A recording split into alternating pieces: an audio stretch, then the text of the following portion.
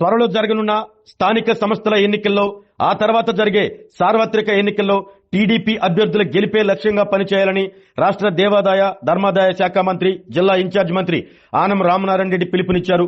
TDP Ongole parliament నియోజకవర్గ నూతన committee ప్రమాణ స్వీకారంలో ముఖ్య అతిథిగా పాల్గొని ఆనం కేడర్ను ఉద్దేశించి దిశానిర్దేశం చేశారు.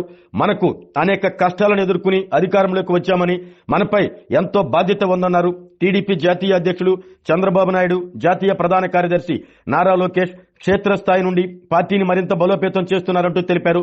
నూతన కార్యవర్గం నూతన ఉత్సాహంతో పనిచేస్తూ మంచి ఫలితాలు రాబట్టాలని కోరారు. రాష్ట్ర సాంఘిక సంక్షేమ శాఖ మంత్రి డోలా శ్రీ బాలవీరాంజనేయ స్వామి మాట్లాడుతూ మన ప్రభుత్వం అధికారంలోకి రావటం వెనుక ఒంగోలులో జరిగిన మహానాడు ఎంతో ప్రేరణనిచ్చిందన్నారు. గత ప్రభుత్వం అప్పులు చేసి ఆర్థిక వ్యవస్థను సర్వనాశనం చేయడం చూస్తే ముఖ్యమంత్రి చంద్రబాబు సంపద సృష్టిస్తూ సంక్షేమ పథకాలు అమలు చేస్తున్న విషయాన్ని గుర్తు చేశారు. నూతన కార్యవర్గం పార్టీని బలోపేతం చేస్తూ ప్రతి ఎన్నికల్లో మన అభివృద్ధులు గెలిచే విధంగా కష్టపడాలని కోరారు. ఒంగోలు పార్లమెంటు సభ్యులు మాగుంట శ్రీనివాసరెడ్డి మాట్లాడుతూ టీడీపీ నూతన రథసారథిగా బాధ్యతలు స్వీకరించిన ఉగ్ర నరసింహారెడ్డి విద్యార్థి దశ నుండే రాజకీయాల్లో చురుగ్గా ఉండేవారన్నారు. దేశానికి ఏపీ ఆదర్శంగా నిలుస్తుందని మంత్రి లోకేష్ అనేక ప్రాజెక్టులు రాష్ట్రానికి తీసుకువస్తున్నారంటూ తెలిపారు. రానున్న అన్ని ఎన్నికల్లో 100% టీడీపీ అభ్యర్థులు గెలిచే విధంగా పనిచేయాలని సూచించారు.